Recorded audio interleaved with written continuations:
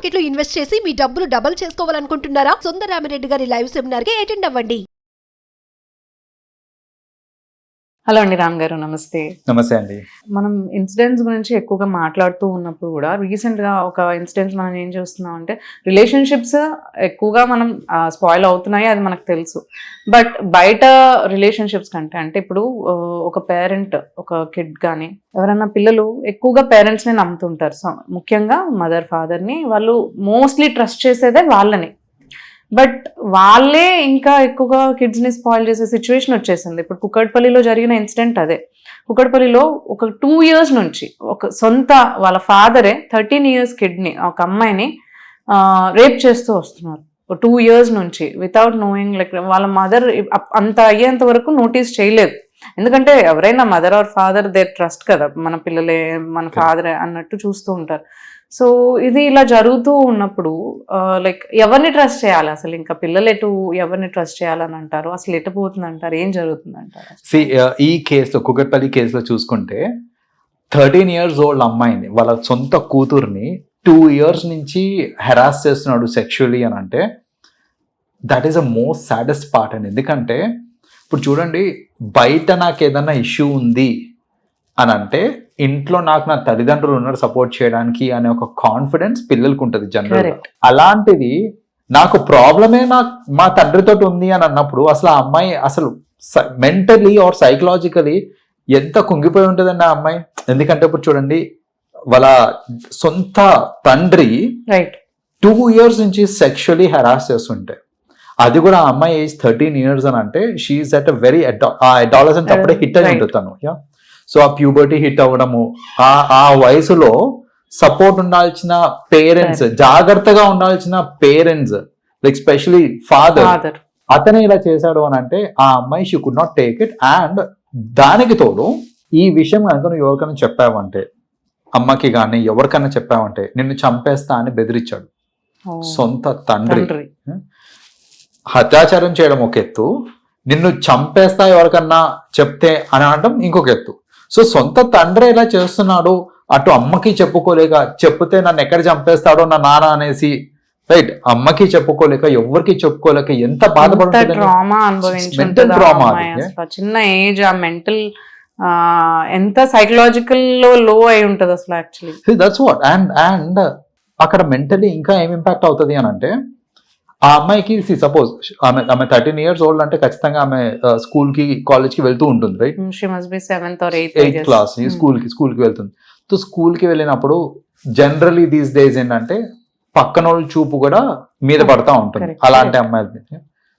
ఇప్పుడు ఆ అమ్మాయికి ప్రాబ్లం ఏంటంటే బయట వాళ్ళు ఎవరన్నా సతాయిస్తున్నా, అది సీనియర్స్ కావచ్చు, క్లాస్మేట్స్ కావచ్చు, స్కూల్లోనే ఈ మధ్య టీచర్స్ కూడా ఏం తక్కువ తినలేదు, వాళ్ళు అలాగే చేస్తున్నారు, రైట్? సో స్కూల్లో టీచర్స్ కావచ్చు, ఎవరన్నా కావచ్చు, ఆమె మీద ఇలా తప్పుగా కన్నేసినప్పుడు లేదా ట్రై చేస్తున్నప్పుడు ఇంటికి వచ్చి చెప్పుకుందామా అని అంటే దానికంటే దారుణంగా మా నాన్న ఉన్నాడు, రైట్, ఇంకెవరికి చెప్పాలి అనే థాట్ వచ్చేస్తుంది.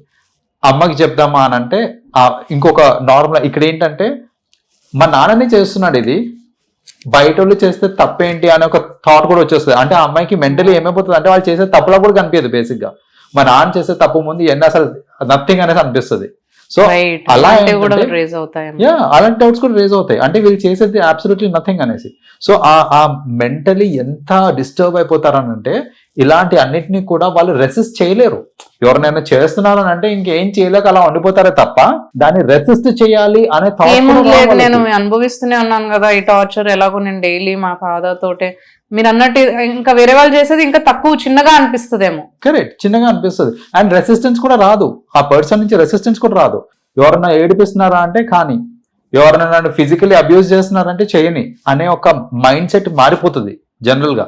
సో ఇలాంటివన్నీ అంటే ఇప్పుడు తల్లిదండ్రులు తీసుకోవాల్సిన కేర్, వాళ్ళు ఇవ్వాల్సిన ఆ అష్యూరెన్స్ దట్ నీకేం కాకుండా నేను చూసుకుంటా, నీకే ప్రాబ్లం ఉన్నా నేనున్నా అని నిలబడాల్సిన పేరెంట్స్ ఇట్లా చేస్తున్నారు ఈ మధ్యన. అంటే why these are all coming up now అంటే ఇంతకు ముందు ఉండిందో లేదో మనకు తెలీదు, బట్ ఇప్పుడు మీడియా ఉందనో లేదంటే మనకి ఆ స్కోప్ ఉందని తెలుస్తుందో తెలియదు, కానీ ఎప్పుడు ఇవే కేసెస్ మనం ఎందుకు చూడాల్సి వస్తుంది అంటే సొంత పేరెంట్స్ ఇలా చేయడము, చంపేయడము, హెరాస్ చేయడము, ముందు ఇలాంటివి తక్కువ ఉండినవంటారా, లేదంటే బయటికి రాలేదంటారా, లేదంటే ఇప్పుడే ఇలాంటివి చూడడానికి మనకు తెలుస్తున్నాయంటారా, అసలు ఎందుకు జరుగుతుంది అంటారు ఇలా? దీని ఒక కపుల్ ఆఫ్ రీజన్స్ ఉన్నాయండి. ఒకటి ఏంటంటే ఇంతకు ముందు కూడా జరిగినాయి, కానీ ఇప్పుడు జరిగేది కొంచెం అంటే ఆ క్రైమ్ రేట్ అనేది ఇంక్రీజ్ అయింది చెప్పాలంటే. ఇంతకు ముందు అసలు లేదు, కరెంట్లీనే అవుతుంది అనేది కాదు, ఇంతకు ముందు కూడా జరిగేది. బట్ ఇప్పుడు ఏంటంటే ఆ క్రైమ్ రేట్ అనేది ఇంక్రీజ్ అవుతుంది. రెండోది ఈ మీడియా ఉండడం వల్ల ఏంటంటే ఎక్స్పోజర్ కూడా ఎక్కువైంది మనకి. So that is also another reason that because of media or you know it is easy to publicize anything. కాబట్టి ఇలాంటివన్నీ మనకి తెలుస్తున్నాయి, ఇలాంటి సంఘటనలు జరిగినప్పుడు తెలుస్తున్నాయి మనకి. అండ్ ఇలాంటి వాళ్ళు చాలా మంది ఏంటంటే వాళ్ళకి బేసిక్ గా ఏంటంటే రిలేషన్షిప్ యొక్క వాల్యూ తెలియకపోవడం. సో మన పూర్వీకుల్లో ఏంటంటే we knew the relations. See generally ఇంతకుముందు ఎలా ఉండేదంటే ఇంట్లో ఒక ఆడపిల్ల ఉంది అన్నప్పుడు ఆ ఆడపిల్లని ఎలా కాపాడుకోవాలి, నేను ఏ దృష్టితో చూడాలి, ఈ అన్ని వాళ్ళకి they had their own set of values and rules చెప్పేవాళ్ళు. జాయింట్ ఫ్యామిలీస్ కాబట్టి yes బాబాయ్ అంటే ఏంటి, పిన్ని అంటే ఏంటి, అమ్మ లాగా చూసుకోవాలనో లేదంటే నాన్న లాగా చూసుకోవాలనో చెప్పేవాళ్ళు.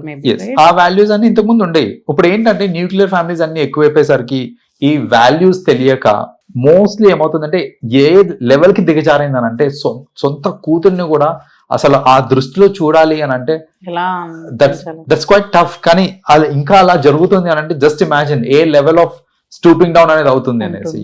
సో దిస్ అంటే వీటన్నిటికీ ఏం సరౌండింగ్ కారణాలు అయి ఉండొచ్చు అంటారు?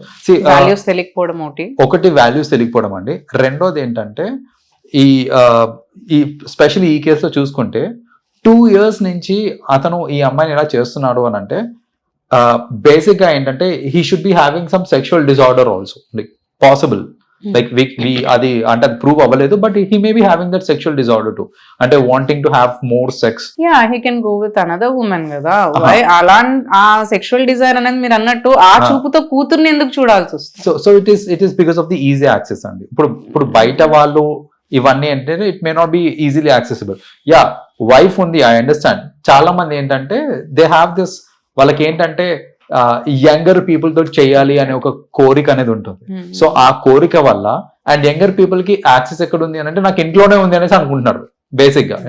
సో అతనికి ఏంటంటే ఇంట్లోనే ఆ యాక్సెస్ ఉంది కాబట్టి, and that's an easy access, బెదిరిస్తే సరిపోతుంది, నా పని అయిపోతుంది అనే ఒక మైండ్ సెట్ తోటి చేసిన పని ఇది. సో దీనికి ఫ్యూచర్ ఏం ఆలోచించుంటాడు ఆయన? That's what. అంటే అతను నాకు తెలిసి నేను ఏమనుకుంటున్నానంటే ఇప్పుడు చూడండి, 1, 2, 3 చేశాడు, సక్సెస్ఫుల్లీ చేయగలిగాడు, బయటపడలేదు, ఆ అమ్మాయి చెప్పట్లేదు కదా ఇంకా నేను దీన్ని కంటిన్యూ చేయొచ్చు అనే ఒక థాట్ ప్రాసెస్ లోకి వచ్చి ఉండొచ్చు ఆయన.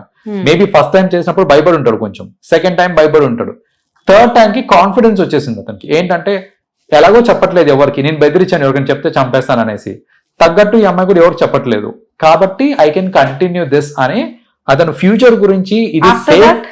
That's what. అంటే ఇప్పుడు బేసిక్ గా ఏంటంటే అంత ఫ్యూచర్ ఆలోచించారు కదా, అంత మ్యారేజ్ ఏంటి, ఆ అమ్మాయి ఫ్యూచర్ ఏంటి, ఆమె what psychologically what she is going through అవన్నీ ఆలోచించారేమో. అంతవరకు ఆలోచన ఉంటే అసలు ఈ పనులు చేయరు వాళ్ళని. సో ఆ ఆలోచన లేదు కాబట్టి వాళ్ళు ఇద్దరు నీచానికి దిగజారారు. కరెక్ట్. థ్యాంక్ యూ అండి, thanks for sharing the information. Thank you so much. Welcome అండి.